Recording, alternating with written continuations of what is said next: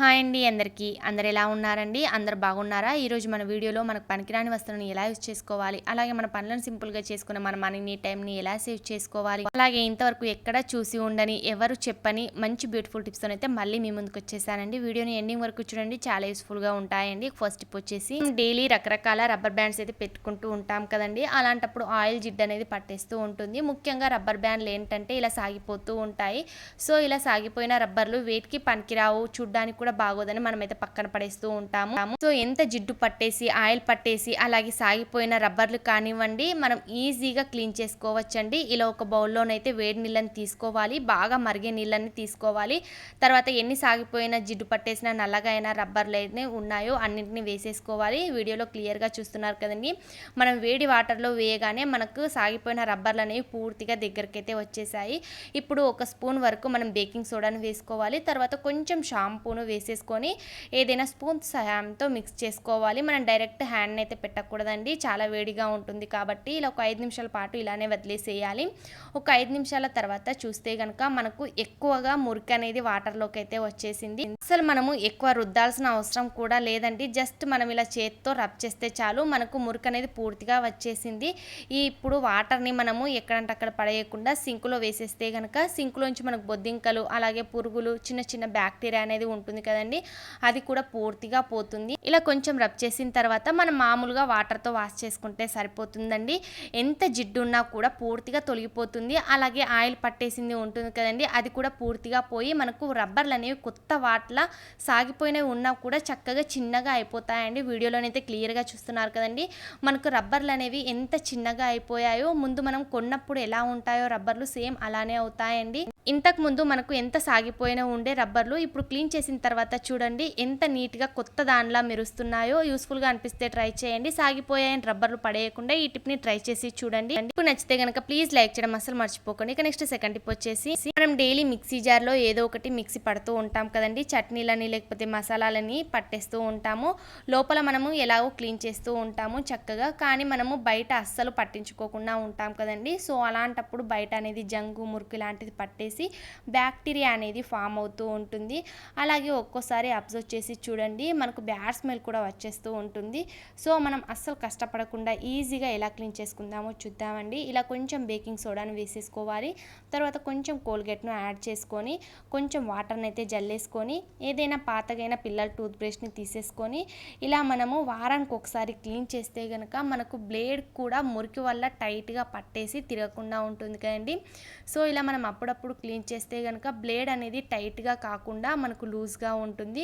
అలాగే మురికి బ్యాక్టీరియా అనేది పూర్తిగా తొలగిపోతుందండి. చాలామంది ఏంటంటే మిక్సీ పట్టేసిన తర్వాత మిక్సీ జార్ని సింకులో పడేస్తూ ఉంటారు. మిక్సీ జార్లు సింకులో పడేయకుండా ఎప్పటికప్పుడు మనం క్లీన్ చేసుకొని ఆరబెట్టుకోవాలండి. ఇలా క్లీన్ చేసిన తర్వాత మురికి అయితే చూసారు కదండి ఎంతగా వచ్చేసిందో. ఇప్పుడు వాటర్తో వాష్ చేసిన తర్వాత చూడండి మనకు ఎంత కొత్త దానిలో కనిపిస్తుందో. మనకు మురికి అనేది పూర్తిగా పోయి చక్కగా క్లీన్గా అయ్యింది. యూస్ఫుల్గా అనిపిస్తే ట్రై చేయండి. నచ్చితే ప్లీజ్ లైక్ చేయడం అస్సలు మర్చిపోకండి. ఇక నెక్స్ట్ థర్డ్ టిప్ వచ్చేసి ఈ వర్షాకాలంలో ఈ టిప్ అయితే చాలా యూస్ఫుల్గా ఉంటుందండి. కేవలం 5 నిమిషాల్లో ఇంట్లో ఉన్న దోమలన్నీ పోవటానికి ఈ టిప్ చాలా బాగా పనిచేస్తుందండి. నేను ఎప్పుడు ఇంట్లోనే ఈ టిప్ని అయితే ఫాలో అవుతాను కాబట్టి మా ఇంట్లో ఒక్క దోమ కూడా కనిపించదు. ఇప్పుడు వర్షాకాలంలో ఎక్కువగా దోమలు సాయంత్రం వేళ ఇంటికైతే వచ్చేస్తూ ఉంటాయి. దోమలు తరిమి కొట్టడానికి మనం ఆల్అవుట్ కానీ కాయిల్ అని యూజ్ చేస్తూ ఉంటాం కదండి. సో సైడ్ ఎఫెక్ట్స్ అనేవి వస్తూ ఉంటాయి. అంటే ముక్కు పట్టేయడం దగ్గు లాంటిది వస్తూ ఉంటుంది. అలాగే దోమలు కూడా పూర్తిగా పోవు కదండి. సో ఇలా ఒక మట్టి ప్రమిదని తీసేసుకొని ఒక 2 స్పూన్ల వరకు వేప నూనెను వేసుకోవాలి. తర్వాత ఒక వత్తిని అయితే చక్కగా ఆయిల్లో డిప్ చేసుకొని ఉంచేసుకోవాలి. తర్వాత ఒక బిర్యానీ ఆకును చిన్న చిన్న పీసెస్లా కట్ చేసుకొని నూనెలో వేసుకోవాలి. అలాగే ఒక వెల్లుల్లి రెబ్బను కూడా కచ్చా పచ్చగా దంచి పొట్టుతో సహా వేసేసుకోవాలి. తర్వాత ఒక కర్పూరం బిళ్ళను కూడా పౌడర్లా చేసుకొని ఆయిల్లో వేసేసుకోవాలి. ఇప్పుడు మనము వత్తిని వెలిగించుకోవాలి. ఇలా మనము ఇందులో వెల్లుల్లి బిర్యానీ ఆకు అలాగే కర్పూరంలో ఉండే లక్షణాలు ఆయిల్లో దిగి వెలగడం వలన మన ఇంట్లోన ఒక్క దోమ కూడా రాకుండా ఉంటుందండి. ఒకవేళ ఇంట్లోకి వచ్చినా కూడా పారిపోతాయి. ఇలా సాయంత్రం 6 గంటలకు వెలిగించి 1 గంట పాటు వెలిగించుకుంటే డోర్ ఓపెన్ చేసినా కూడా మనకు ఇంట్లోకి అస్సలు దోమలు అనేవి రాకుండా ఉంటాయండి. ఒకవేళ ఇంట్లోకి వచ్చినా కూడా ఇందులో మనం బిర్యానీ ఆకు కర్పూరం వెల్లుల్లి వేయటం వల్ల ఘాటైన వాసనకు ఇంట్లో నుండి దోమలు అనేవి పారిపోతాయండి. యూస్ఫుల్గా అనిపిస్తే ఈ వర్షాకాలంలో టిప్ని ట్రై చేసి చూడండి. ఇక నెక్స్ట్ 4th టిప్ వచ్చేసి మనం డైలీ నుదుటిన కుంకుమ అనేది పెట్టుకుంటూ ఉంటాం కదండి. సో మనకు గాలి ఎక్కువగా వీస్తే కనుక చెరిగిపోతూ ఉంటుంది. మనం ఎప్పుడైనా జర్నీ చేసేటప్పుడు బస్సులో కానీ బైక్ పైన కానీ వెళ్ళేటప్పుడు గాలికి బొట్టు అనేది బాయ్స్ కానీ లేడీస్ కానివ్వండి చెదిరిపోతూ ఉంటుంది. సో మనం పెట్టుకున్న కుంకుమ ఈవినింగ్ వరకు మళ్ళీ మనం ఫేస్ వాష్ చేసుకునే వరకు బొట్టు అలానే నిండుగా ఉండాలంటే ఒక మంచి చిట్కా అనేది తెలుసుకుందామండి. మనం డైలీ కుంకుమ పెట్టుకునే ముందు ఫేస్కి వ్యాజ్లిన్ అనేది అప్లై చేస్తూ ఉంటాం కదండి. ఇలా కొంచెం ఏదైనా కంపెనీది కానివ్వండి వ్యాజ్లిన్ను తీసేసుకొని మనం ఎక్కడైతే నుదుటిన బొట్టు పెట్టుకుంటామో అక్కడ కొంచెం ఇలా వ్యాజ్లిన్ను జస్ట్ ఇలా పెట్టేసి దానిపై నుండి ఇప్పుడు మనం కుంకుమను పెడితే గనక ఎంత గాలి వీసినా కూడా మనకు కుంకుమ అనేది అస్సలు చెదిరిపోకుండా నిండుగా ఉంటుందండి. అలాగే బైక్ పైన వెళ్ళేటప్పుడు చాలామందికి ఏంటంటే కళ్ళల్లో కుంకుమ అనేది పడి కళ్ళు అనేవి మంట పడుతూ ఉంటాయి. ఇలా మనం వ్యాజ్లిన్ పెట్టుకొని కుంకుమ పెట్టడం వలన మనకు అస్సలు ప్రొద్దున పెట్టిన కుంకుమ అనేది అస్సలు మనం వాష్ చేసినంత వరకు కూడా నిండుగా ఉంటుంది. అలాగే మనకు కళ్ళల్లో కుంకుమ అనేది పడకుండా ఉంటుంది. యూస్ఫుల్గా అనిపిస్తే ట్రై చేయండి. నచ్చితే ప్లీజ్ ఒక్క లైక్ చేయడం అయితే అస్సలు మర్చిపోకండి. ఇక నెక్స్ట్ 5th టిప్ వచ్చేసి మనం డైలీ స్టవ్ పైన వంట అనేది వండుతూ ఉంటాము. కానీ ఒక్కోసారి గ్యాస్ బర్నర్ వంట అనేది ఇలా ఎర్రగా మంట వస్తూ ఉంటుంది. ఇలా మంట ఎర్రగా రావటం వలన మనకు గ్యాస్ అనేది వేస్ట్ అవుతూ ఉంటుంది. సో ఇలా మనకు మంట ఎందుకు ఎర్రగా వస్తుందంటే బర్నర్ లోపల కార్బన్ అనేది పేర్కొని ఉండటం వలన బర్నర్ హోల్లో నుంచి మంట అనేది ఎర్రగా వచ్చేస్తూ ఉంటుంది. సో మనకు గ్యాస్ అనేది ఎక్కువ నెలలు రావాలి అన్నా కూడా అలాగే మంట ఎర్రగా కాకుండా నీలి రంగులో రావాలి అన్నా ఒక మంచి టిప్పునైతే తెలుసుకుందామండి. ముందుగా ఒక ప్లేట్లోనైతే ఇక్కడ బర్నర్ అయితే తీసేసుకున్నాను. మనం డైలీ ఆనియన్ అయితే కూరల్లో వేస్తూ ఉంటాం కదండి. అందరి ఇంట్లోనైతే ఆనియన్స్ అయితే అవైలబుల్గా ఉంటాయి కాబట్టి ఇలా ఒక ఆనియన్ అయితే తీసేసుకోవాలి.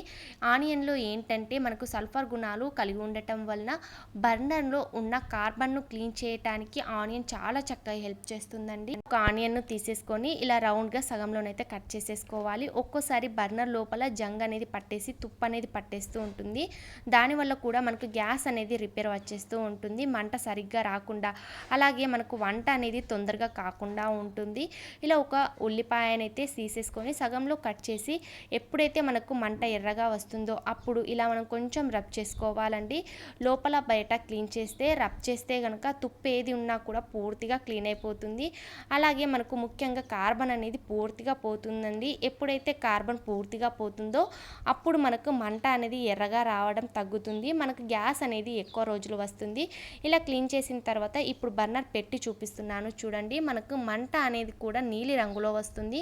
మా బర్నర్స్ అయితే ఎప్పుడైనా ఎర్రగా వస్తే కనుక నేను ఎప్పుడు ఈ టిప్ని అయితే ఫాలో అవుతానండి. చూసారు కదండి, ఈ టిప్ అందరికీ యూజ్ అవుతుందని నేను మీకు ఇప్పుడు షేర్ చేస్తున్నాను. ఎవరికైనా ఇలా మంట ఎర్రగా వస్తే కనుక తప్పకుండా ఈ టిప్ని ట్రై చేసి చూడండి. మనకు కార్బన్ అనేది పూర్తిగా తొలగిపోయి మనకు మంట అనేది నీలి రంగులో వస్తుంది. మనకు గ్యాస్ అనేది వేస్ట్ కాకుండా ఉంటుంది. యూస్ఫుల్గా అనిపిస్తే ట్రై చేయండి. నచ్చితే ప్లీజ్ లైక్ చేయడం అస్సలు మర్చిపోకండి. ఇటువంటి బ్యూటిఫుల్ కిచెన్ టిప్స్ని ఫ్రెండ్స్ అండ్ ఫ్యామిలీ మెంబర్స్కి షేర్ చేయండి. ఇంకా మన ఛానల్ ఎవరైనా ఫస్ట్ టైం చూస్తున్నట్లయితే ప్లీజ్ సబ్స్క్రైబ్ చేసుకొని పక్కన ఉన్న బెల్ ఐకాన్ ఆన్లో యాక్టివ్ చేస్తే నేను డైలీ చేసే వీడియోస్ మీకు నోటిఫికేషన్లో వస్తాయండి. అలాగే ఈ టిప్లో ఏ టిప్ అయితే బాగా నచ్చిందో కామెంట్ బాక్స్లో కామెంట్ చేయండి. Thank you for watching. By by, take care.